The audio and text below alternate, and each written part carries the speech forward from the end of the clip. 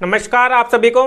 इस वीडियो में मैं आज आपको बताने वाला हूं भारतीय साक्ष्य अधिनियम में सेक्शन 20। जो ये सेक्शन 20 है ये यहां पर एडमिशन के बारे में ही बता रहा है।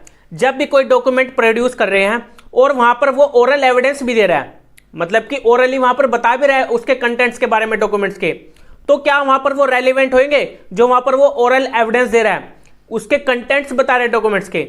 इस वीडियो में मैं आज आपको यही बताने वाला हूं। तो चलिए वीडियो को स्टार्ट करते हैं। सबसे पहले मैं आपको इसकी बेरेक लैंग्वेज बताना चाहूंगा, जो इसमें बेरेक लैंग्वेज दी गई है। So please I request you focus करके सुनना जो मैं आपको बताने वाला हूं। इसकी बेरेक लैंग्वेज, जो इसकी बेरेक लैंग्वेज है इसको मैं 3 पार्ट में बांटूंगा और तीनों पार्ट आपको ध्यान से सुनना है।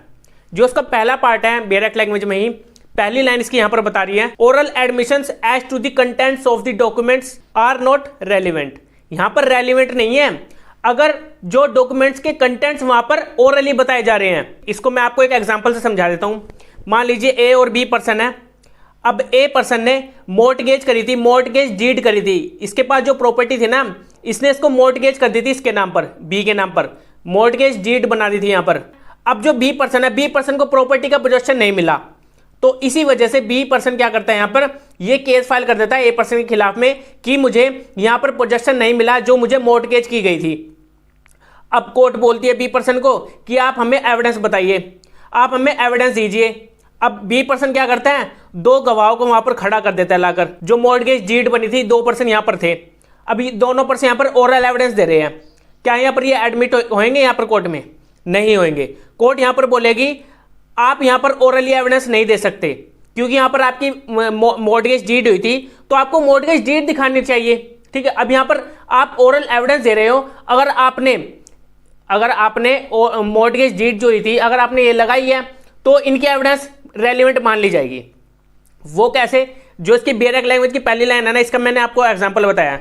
अब इसके आगे पढ़िए, आगे क्या कहा गया है, unless and until the party proposing to prove them shows he is entitled to give secondary evidence of the contents of such documents।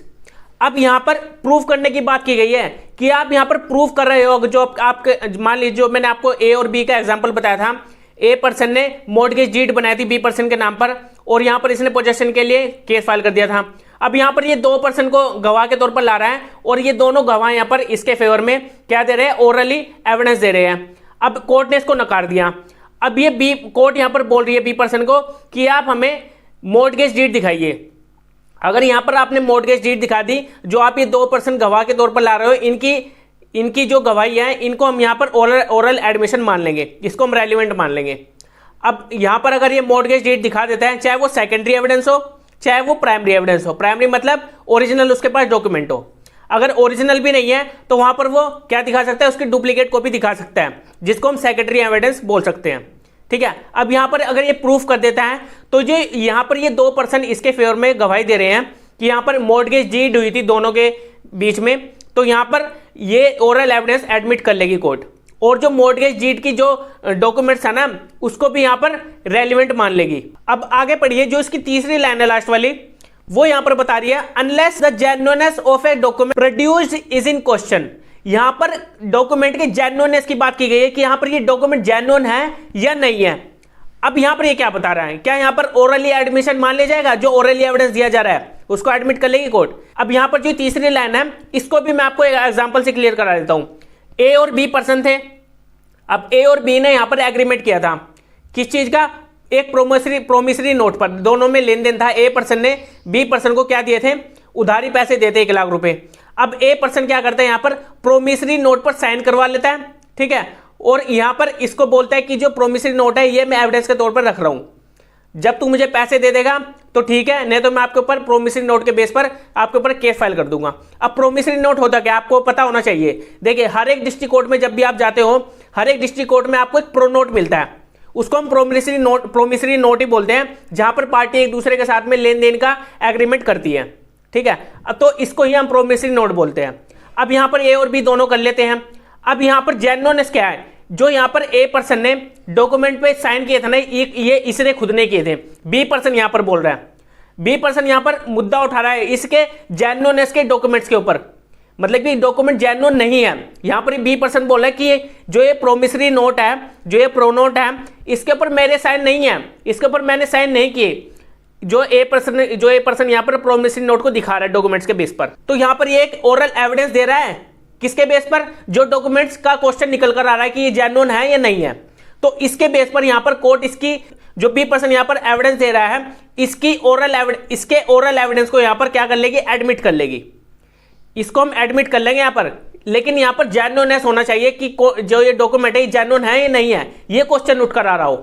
तीसरी लाइन यहाँ पर ये बता रही है, देखिए मैं एक बार इसको और क्लियर कर देता हूं। जो ये सेक्शन 20 है, ये यहाँ पर यही बता रहा है जो भी डॉक्यूमेंट्स अगर प्रोड्यूस किया जा रहा है, उसके कंटेंट्स को प्रोड्यूस किया जा रहा है, तो वहां पर ओरली वहां पर एडमिशन दिया जा रहा है कोर्ट में, तो वहां पर उसको रेलिवेंट नहीं मानेगी कोर्ट जब तक वो जो डॉक्यूमेंट है प्रोड्यूस नहीं किया जा रहा। अगर प्रोड्यूस किया जा रहा है तो उसके कंटेंट्स को जो बता रहे हैं ओरल एविडेंस के तौर पर, उसको वहां पर फिर रेलिवेंट मान लेगी, उसको एडमिशन मान लेगी, फिर कोर्ट उसको एडमिट कर लेगी उनकी स्टेटमेंट को जो ओरली वहां पर दे रहे हैं। अब अगर वहां पर डॉक्यूमेंट्स प्रोड्यूस नहीं किए जा रहे, तो वहां पर जो वो उसके डॉक्यूमेंट्स के कंटेंट्स को बता रहे हैं ओरली, उसको वहां पर रेलिवेंट नहीं मानेगी। अब डॉक्यूमेंट्स हो, अगर डॉक्यूमेंट्स हो गए, उसको प्रूफ के तौर पर देखेगी कोर्ट कि हाँ यहाँ पर ये डॉक्यूमेंट्स हैं, ये इसके बेस पर यहाँ पर इनके बीच में एग्रीमेंट हुआ है, और जो गवाह जो यहाँ पर गवाही के तौर पर आ रहे हैं कि हाँ इन दोनों के बीच में एग्रीमेंट हुआ था, वो फिर रेलिवेंट मान लिया जाएगा। अब ऐसे नहीं हो सकता कि 2% को ले आए और वे 2% बोलने लगे कि इन दोनों के बीच में यहाँ पर कॉन्ट्रैक्ट हुआ था, एग्रीमेंट हुआ था, तो यहाँ पर ये ऐसे नहीं माना जाएगा। अगर वहां पर उनके बीच में जो एग्रीमेंट हुआ था डॉक्यूमेंट्स के बेस पर हुआ था, वो डॉक्यूमेंट्स दिखाना पड़ेगा। सेक्शन 20 यहाँ पर यही बताने की कोशिश कर रहा है।